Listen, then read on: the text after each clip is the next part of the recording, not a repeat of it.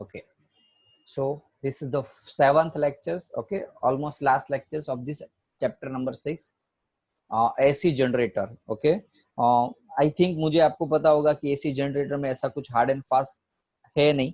Already आप 10th standard में सीख लिए हो, लेकिन 10th स्टैंडर्ड में आपने एसी जनरेटर का वर्किंग प्रिंसिपल वो सब कुछ सिखाते हैं. यहाँ आप थोड़े से न्यूमेरिकल बेस्ड प्रैक्टिकल पर्पस में ईएमएफ कैसे जनरेट हो रहा है उसके साथ आप टॉपिक को सीखोगे. ओके, चलो, एसी जनरेटर है क्या? तो एसी जनरेटर का मेन काम होता है मैकेनिकल एनर्जी में से इलेक्ट्रिकल एनर्जी में कन्वर्ट करना. यानी कि आप जो एनर्जी आपके पास अवेलेबल है, लाइक विंड एनर्जी है, one type of mechanical energy में कन्वर्ट किया. सोलर एनर्जी, सोलर तो नहीं पॉसिबल, लेकिन आप पानी का जो फ्लो, पोटेंशियल एनर्जी है, डैम के अंदर जो पानी भरा हुआ है, वो पोटेंशियल एनर्जी को अपने मैकेनिकल में कन्वर्ट कर दिया. यानी कि ड्राफ्ट, वो जो पूरा रोटेशन होता है. चाहो तो आप अपना generator petrol diesel chemical energy में से मैकेनिकल में कन्वर्ट कर सकते हो. जैसे कोई भी टाइप की मैकेनिकल एनर्जी है, उसको इलेक्ट्रिकल एनर्जी में कन्वर्ट करने की जो प्रोसेस है उसको हम एसी जनरेटर बोलते हैं. उसको हम क्या बोलेंगे? AC generator. देखो, एसी जनरेटर एक ऐसी चीज है जो आपको करंट प्रोवाइड करेगा, लेकिन एसी फॉर्म में अल्टरनेटिव करंट जनरेट करता है. और अल्टरनेटिव करंट आपको पता होगा, आपने ऑलरेडी थर्ड चैप्टर के अंदर सीख लिया है कि एसी करंट जो है वो हमारे लिए सबसे इंपॉर्टेंट है. क्यों? सस्ता है, लॉन्ग टर्म, लॉन्ग जगह पे, सॉरी, बहुत दूर हम बेच सकते हैं. तो काफी सारे ऐसे हमारे जो डिवाइस है इंडिया के अंदर, सारे ऐसे जनरेटर एसी के ऊपर काम कर रहे हैं, क्योंकि डीसी बहुत महंगा हो जाता है. तो कैसे जनरेट करना है, उसका पूरा structures, mechanisms, working principle, theory, formula, सब कुछ इस टॉपिक के अंदर सीखेंगे. देखो, एसी जनरेटर यानी कि जो एसी करंट जनरेट हो रहा है, शायद आपको पता होगा एसी करंट किसने फाइंड किया, पता है किसी ने? ये हमारा सबसे बड़ा इन्वेंशन था. इलेक्ट्रिसिटी के अंदर सबसे बड़ा कोई इन्वेंशन हो तो ये एसी करंट का इन्वेंशन, नहीं कि बल्ब का इन्वेंशन. पता है एसी करंट किसने फाइंड किया? हेलो? टेस्ला ने sir. Yes yes yes, very good, Tesla. काफी बार इसलिए तो उसके नाम से हम टेस्ला कोइल ऐसा बोलते हैं. ओके, इंडस्ट्री में आप जाओगे तो टेस्ला का बहुत यूज होता है, टेस्ला कोइल का. टेस्ला नाम के साइंटिस्ट ने ये एसी करंट फाइंड किया था. ओके, तो खास ध्यान रखना, शायद एग्जाम में पूछ ले तो पता होना चाहिए. It works on the principle of, Tesla जो है ना, टेस्ला शायद आपने नहीं सुना होगा, इतना ज्यादा नाम सुना है टेस्ला साइंटिस्ट का नाम? यस सर, सुना है. इतना ज्यादा नहीं. जैसे न्यूटन्स का, जैसे थॉमस अल्वा एडिसन का नाम सुना है, इतना ज्यादा टेस्ला का नाम नहीं सुना होगा, क्योंकि इसके पीछे भी एक वन टाइप ऑफ राजकारण यानी कि पॉलिटिक्स थी. थॉमस अल्वा एडिसन है ना, उसकी कंपनी में टेस्ला जॉब कर रहे थे, और टेस्ला इतना पावरफुल थे कि उसने ये ऐसे काफी सारी चीज इन्वेंशन की थी, जिसकी वजह से थॉमस अल्वा एडिसन की वैल्यू डाउन हो रही थी. बाद में क्या कर दिया, उसको यहाँ से निकाल दिया था. उसके बाद उसने एसी करंट के बारे में वर्किंग किया और एसी करंट फाइंड किया था. ओके, काफी बार हम जनरली ऐसे मानते हैं कि ये एडिसन यानी कि पावरफुल साइंटिस्ट था, इतना जबरदस्त था ये सब कुछ, लेकिन देखो वो भी एक वन टाइप ऑफ पॉलिटिक्स खेल के ही कुछ आगे बढ़े थे. ओके, उससे भी अलावा काफी सारे पावरफुल लोग होते जो पैटेंट की वजह से, पैसों की वजह से पीछे रह जाते. तो टेस्ला भी वन टाइप ऑफ ऐसा ही साइंटिस्ट था जो पैसे और पावर ना होने की वजह से वो पीछे रह गया था. ओके, बाकी सारे साइंटिस्ट के कंपेयर में. तो अब उसकी बात हम छोड़ देते, पहले मेन टॉपिक के ऊपर कवर करते हैं कि एसी जनरेटर है क्या. तो इलेक्ट्रोमैग्नेटिक इंडक्शंस के ऊपर काम कर रहा है एसी जनरेटर. कैसे इलेक्ट्रोमैग्नेटिक इंडक्शंस के ऊपर कैसे ये काम कर रहा है, पहले ये हम बात कर लेते हैं, बाद में हम एसी करंट के बारे में बात करेंगे. तो बच्चों, मेन काम क्या है पता तो वो चल गया हमें कि ये जो है एसी जनरेटर, वो मैकेनिकल एनर्जी में से इलेक्ट्रिकल एनर्जी में कन्वर्ट कर रहा है. इसका हेल्प लेके जनरली डायनामो का यूज कर सकते हैं, उसको डायनामो भी बोलते हैं जनरली. और दूसरा वो क्या जनरेट करता है, तो एसी करंट जनरेट कर रहा है. कैसे जनरेट कर रहा है, एसी करंट कैसे जनरेट कर रहा है, तो किसके बेसिस पे काम कर रहा है, तो प्रिंसिपल ऑफ इलेक्ट्रोमैग्नेटिक इंडक्शन. चाहो तो यदि टॉपिक को बड़ा बढ़ाना है तो ऐसे यहाँ बता सकते हो आप कैसे जनरेट हो रहा है। तो एक कोइल होती है, मैग्नेटिक फील्ड में रखते हैं, उस मैग्नेटिक फील्ड के अंदर जो कोइल होती है, वो जो कोइल है वो रोटेट होती है, उस रोटेशन की वजह से रोटेशनल ईएमएफ जनरेट होता है, उस ईएमएफ की वजह से जो कोइल थी उसमें करंट जनरेट होता है, एडी करंट जनरेट बोल सकते हैं। उस करंट की वजह से हम चाहे वो लगा सकते हैं, यानी कि ये करंट इंड्यूस हुआ। पता चला ये concept? Yes sir.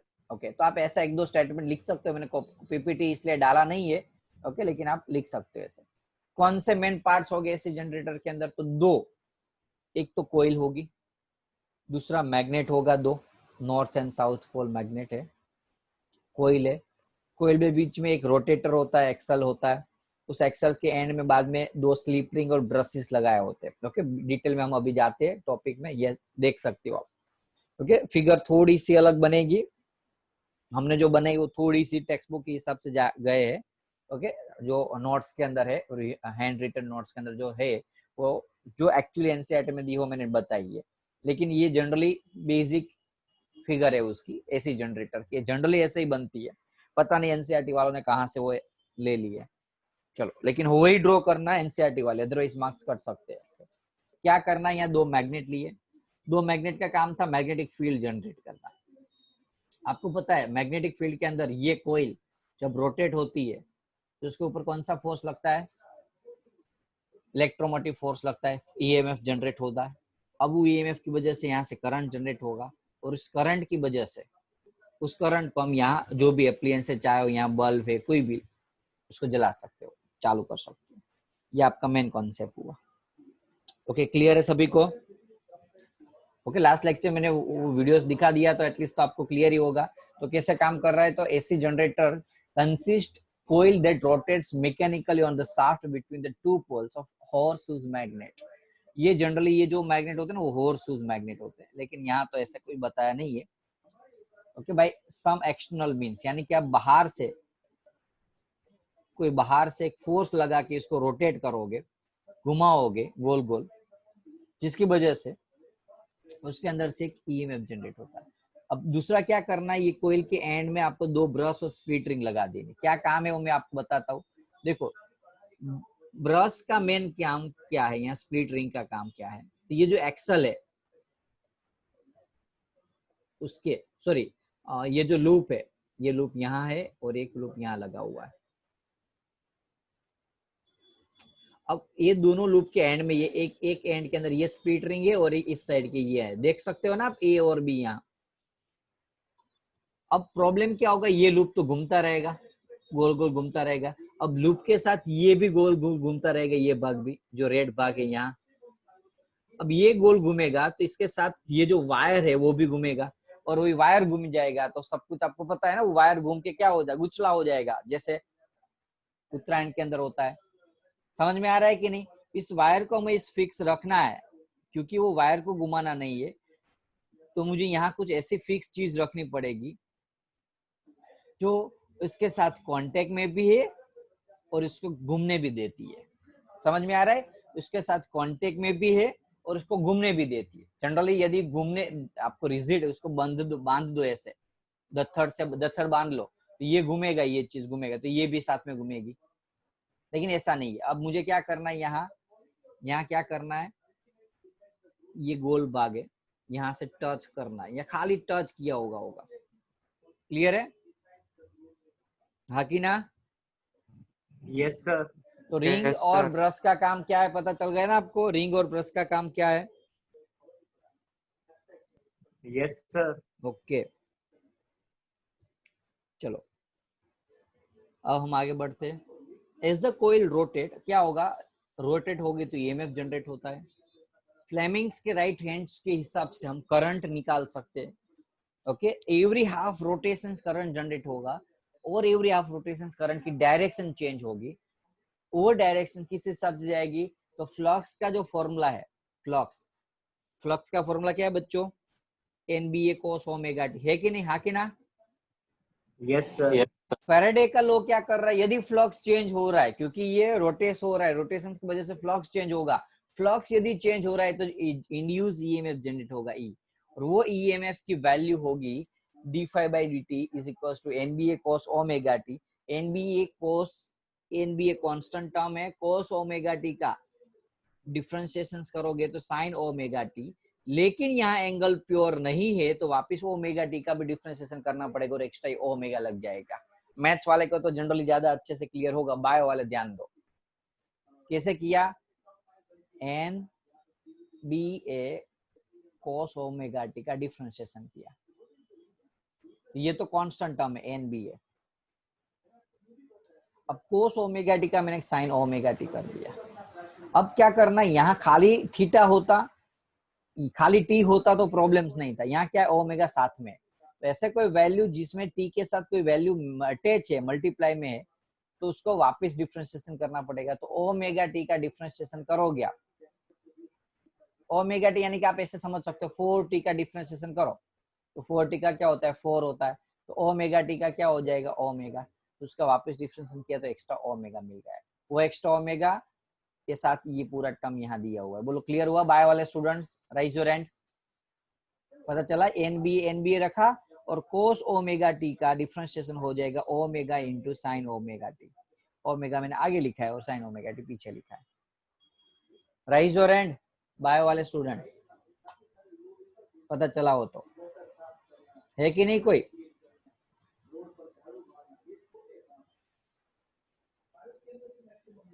Hello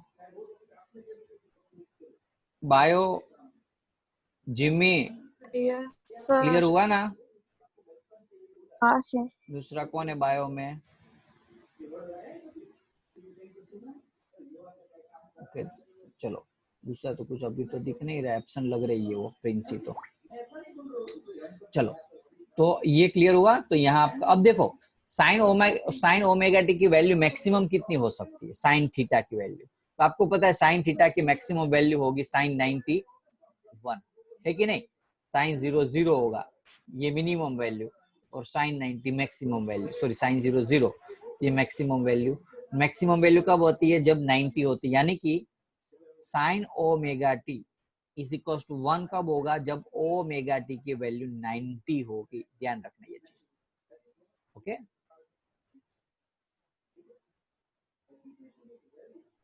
sign omega T की वैल्यू 1 होगी, उस टाइम पे ओमेगा टी की वैल्यू 90 होगी। नाउ तो ईएमएफ का फॉर्मूला अब क्या किया, ध्यान रखो, ईएमएफ का फॉर्मूला मिला था हमें ई मैक्सिमम का, सॉरी अभी ई लिखते हैं, क्या था omega NBA sign omega T, omega NBA sign omega T. अब देखो ये जो वैल्यू है ना वो फिक्स है, पता होगा आपको। उसको यदि साइन मैक्सिमम कब होगा बताओ चलो, 90 साइन 90, 90 साइन 90 की वैल्यू 1 होती है, यानी कि ई मैक्सिमम मिल गया आपको ओमेगा एन बी ए, हाँ कि ना। तो यस सर। ई मैक्सिमम की वैल्यू मिली आपको ओमेगा एन बी ए। वैसे कि यहाँ साइन 90 आता है लेकिन साइन 91 हो जाता है, तो 1 तो हम लिखते नहीं है, तो ऐसा कुछ लिख सकते E is equal to E maximum sine omega T. कैसे, E is equal to omega N B A sine omega T था, इसकी जगह मैंने ई मैक्सिमम डाला,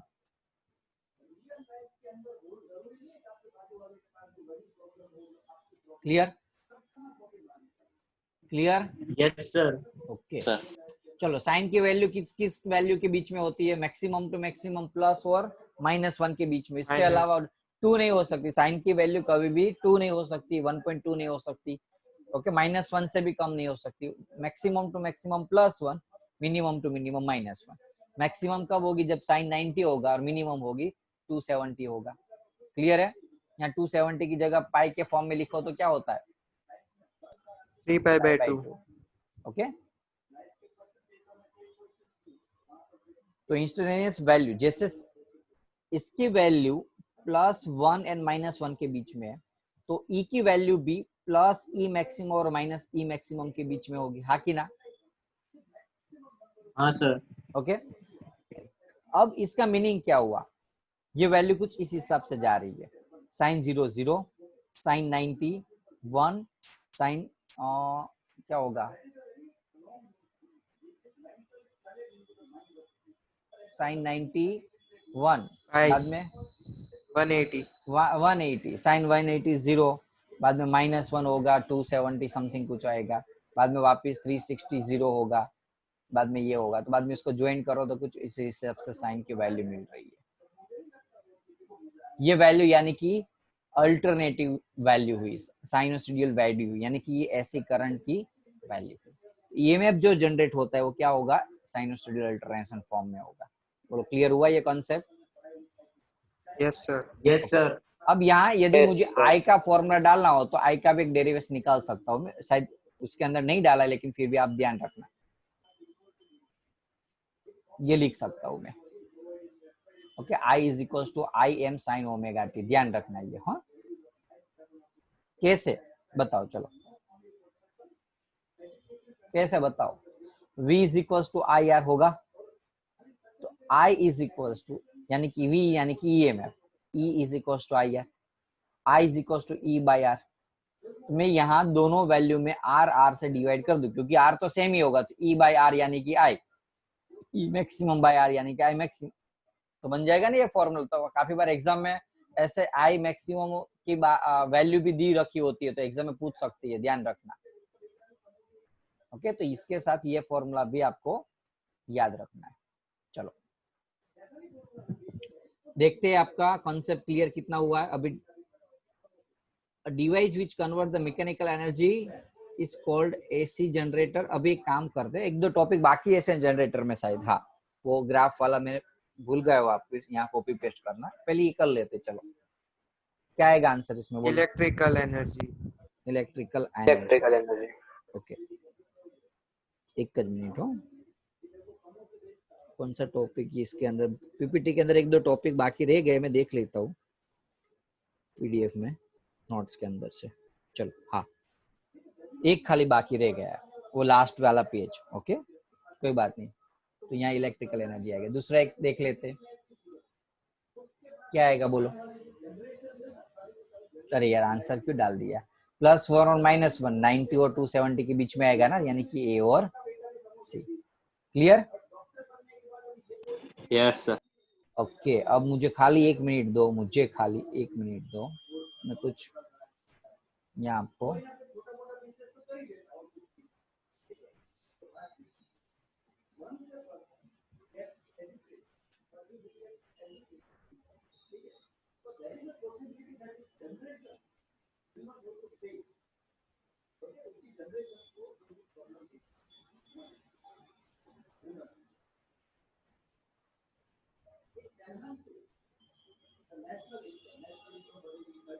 चलो अब थोड़ा प्रॉब्लम ये होगा, क्योंकि समझना आपको खुद है। आई विल ट्राई कि मैंने ये फिगर नहीं बनाई है, फिर भी समझाने का ट्राई कर रहा हूँ। ओके,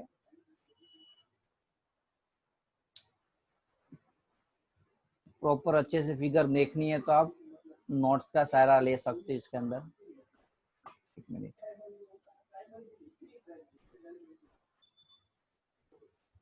चलो अब आपका जो लूप था, दो मैग्नेट के बीच का लूप, समझ लो ऐसे है।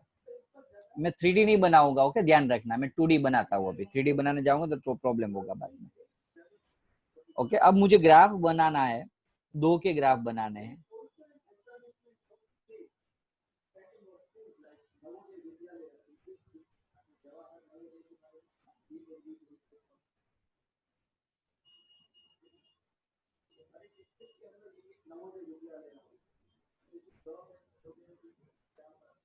यहाँ हम रखते हैं थीटा 0, यहाँ थीटा π/2, थीटा यहाँ रख दे है पाई, थीटा यहाँ रख देते हैं 3π/2, 2π। सिमिलरली यहाँ भी ऐसा ही, ओके, π/2 पाई 3π/2 2π। ये है फ्लक्स का फॉर्मूला और ये है ईएमएफ का। बोलो फ्लक्स का फॉर्मूला क्या था? फ्लक्स इज इक्वल टू क्या था बच्चों? BA BA cos NBA theta. cos theta था, cos ओमेगा टी। और ईएमएफ का जो हमने डिराइव किया अभी वो EM sine maximum omega t, हाँ कि ना? sin omega t. यानी कि यहाँ कोस आता है और यहाँ साइन आता है, ओमेगा टी एंगल तो सेम ही है, ये 0 है। यानी कि इस केस में जब ये जो लूप है वो ऐसे है तो लूप का एरिया वेक्टर ऐसे आएगा और मैग्नेटिक फील्ड भी सेम डायरेक्शन में, हाँ कि ना? Yes, sir. Okay, Yes, sir. थोड़ा यहाँ ड्रॉ करना था। तो दोनों का एरिया वेक्टर और दोनों के बीच का एंगल कितना है? 0 है, तो यहाँ 0 आ जाएगा। तो cos 0 कितना होगा? 1 One. 1। तो प्रॉब्लम क्या होगा यहाँ? सॉरी, यहाँ आएगा cos की वैल्यू 1 यहाँ आती है। फर्स्ट पॉइंट यहाँ आया। सिमिलरली चलो ईएमएफ तब कितना होगा? ईएमएफ कितना होगा? यदि मैं यहाँ Zero. ई मैक्सिमम रखूं, यहाँ में यदि ई मैक्सिमम रखूं और यहाँ में एनबीए यानी कि 5 मैक्सिमम रखूं तो ये तो 0 आएगा। चलो अब मैं रोटेट कर रहा हूँ, ये थोड़ा ऐसा हो गया, तो एरिया वेक्टर इस साइड और फील्ड तो इस साइड ही है। एंगल कितना है? 90 degree एंगल 90 है। अब साइन कोस 90 कितना होता है? 0 0। और ये 1 साइन 90 1. 1। मैं यहाँ खाली वैल्यू पुट कर रहा हूँ, बाद में हम ग्राफ बना देंगे। चलो अब और ये उल्टा हुआ, समझ में आ रहा है? पहले इस साइड था, ऐसे हुआ और बाद में इससे हुआ। एरिया वेक्टर ध्यान रखना, थोड़ा कंफ्यूज मत होना ऐसे। एरिया वेक्टर इस साइड है और बी इस साइड। पता चल रहा है कि नहीं कैसे हुआ था? Yes, sir. एक काम करो, मैं आपको वीडियो चालू करके बताता हूँ, एक मिनट। चलो पहले ऐसा था, समझ लो। ओके, बाद में क्या हुआ? बाद में ऐसा हुआ, बाद में क्या हुआ? ऐसा हुआ, बाद में क्या हुआ? ऐसा हुआ। समझ में आ रहा है कि नहीं? तो एरिया वेक्टर इस साइड था, चेक करो। एरिया वेक्टर इस साइड था, पहले चेक करो। ये जो पेन है ना वो एरिया वेक्टर है, बी तो एक ही डायरेक्शन में, इसी डायरेक्शन में, इसी डायरेक्शन। एक मिनट चलो, एक ही मिनट हो, मेरा हाथ है ना इसमें मजा नहीं आ रहा है। चलो क्लियर? चलो अब क्या हुआ? ऐसे हुआ, तो एरिया वेक्टर ऐसे हुआ, फील्ड इस डायरेक्शन में है तो 90 डिग्री। सेकंड केस ये था, केस नंबर 1 ऐसे, केस नंबर सर 1। केस चलना तो केस 1 ऐसे, थीटा, केस ऐसे, केस 1 ऐसे, केस 2 ऐसे आएगा। फील्ड तो यही डायरेक्शन में, एरिया वेक्टर ऊपर है, केस 2। अब केस 3 समझ में आया? पहले ऐसे था, ऐसे हुआ, ऐसे हुआ, तो एरिया उस साइड है, left side, field right side है, तो दोनों के बीच का एंगल कितना हुआ? पाई 180. 180 ओके। बाद में ऐसे हो जाएगा थर्ड केस में, ऐसे। समझ में आ रहा है ना? यस बाद सर में ऐसे हो जाएगा। Yes, sir. फिर से रिपीट कर रहा हूँ, केस 1, 2, 3 और 4 case. Theta, area vector, field दोनों सेम डायरेक्शन, 0, 90, 180, 270। बोलो क्लियर हुआ अब? Yes, sir. Yes, sir. Yes sir. क्योंकि काफी बार क्या होता है, ड्रॉ तो कर देते हैं स्टूडेंट, बहुत इजी है ड्रॉ करना, लेकिन समझना बहुत कॉम्प्लिकेटेड है। उसके हिसाब से हम एमसीक्यू कहीं भी कुछ भी आ सकते हैं और न्यूमेरिकल में भी पूछ सकते हैं। चलो तो इस side area vector third case में, एक मिनट, ये केस नंबर 3 था, तो थर्ड केस में एंगल कितना हुआ? पाई। तो कोस पाई, कोस 180 कितना होता है बच्चों? -1 -1। यहाँ में यदि -1 लिखता हूं, और ये साइन 180 0. 0 चलो अब कोस 270, कोस 270, 0. कोस 270 0 होता है पक्का? Yes, sir. Okay yes sir. चलो साइन 270 -1 -1। बायो वाले को ना पता चले तो अभी याद रख लेना, ओके। चलो, और पाई की वैल्यू, और बायो वाले को टेंशन मत लो, क्या होगा, एक दो आगे की वैल्यू तो पता ही है, बाद में से स्टार्ट कर दो तो पता चल ही जाएगा, ये 1 आता होगा। समझ में आ रहा है आपको बायो वाले?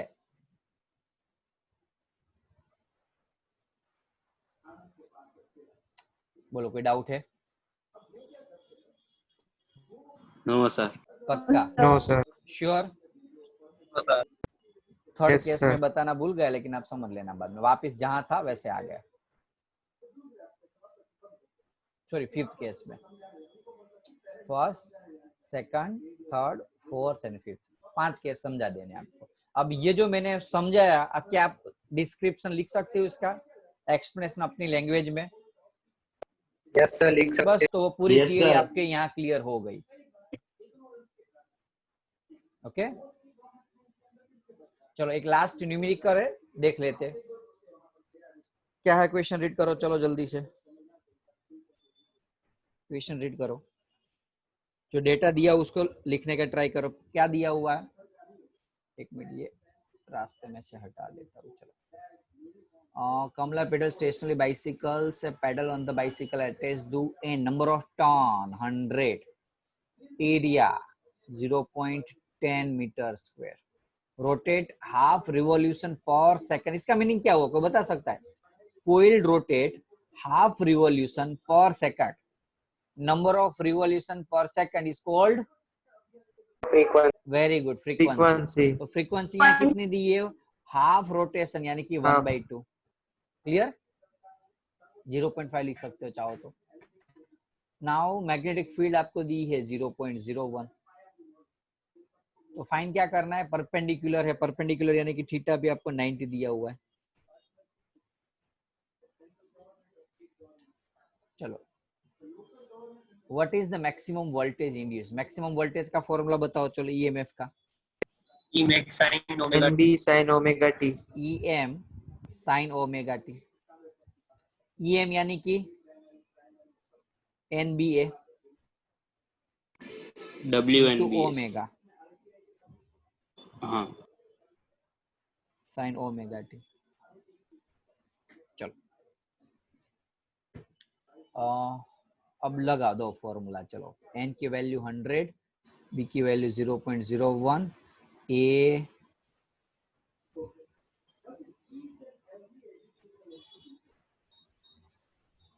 0.1 मीटर स्क्वायर। a 0.1, ओमेगा अभी नहीं है, अभी निकालते। और साइन 90 की वैल्यू कितनी होगी? थीटा, यहाँ थीटा यानी कि ओमेगा टी पूरा दिया हुआ, ध्यान One. रखना। साइन 90 यहाँ 1, एक ओमेगा बचा नहीं हमारा। ओमेगा निकालने के लिए 2 पाई एफ, हाँ कि ना? Yes, sir. यहाँ जो ओमेगा जो बच रहा था उसकी जगह में 2 पाई एफ, क्योंकि मुझे यहाँ फ्रीक्वेंसी दी है तो मैं वैल्यू डाल सकता हूँ। 3.14, फ्रीक्वेंसी 1/2 और 1। सोल्व करोगे तो आपका आंसर मिल जाएगा वोल्ट के अंदर। कोई डाउट है? No, sir. अब एक चीज sir. यहाँ हमने गलती की, कोई बता सकता है? थोड़ी लंबी खींची हमने, क्योंकि यहाँ मुझे मैक्सिमम वोल्टेज ही पूछा है, तो मैं डायरेक्टली मैक्सिमम वोल्टेज का ही फॉर्मूला लिख दूंगा। समझ में आया, हाँ कि ना?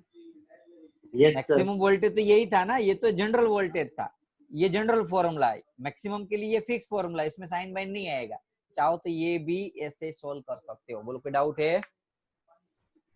No, sir. चलो, तो ऑफिशियली यहाँ लेक्चर में खत्म कर रहा हूँ, लेकिन रीज्वाइन कर लो, जस्ट बिकॉज पूरा चैप्टर का रिकॉलिंग करा रहा हूँ फास्टली। चलो, रीज्वाइन कर लो जल्दी से, फटाफट से।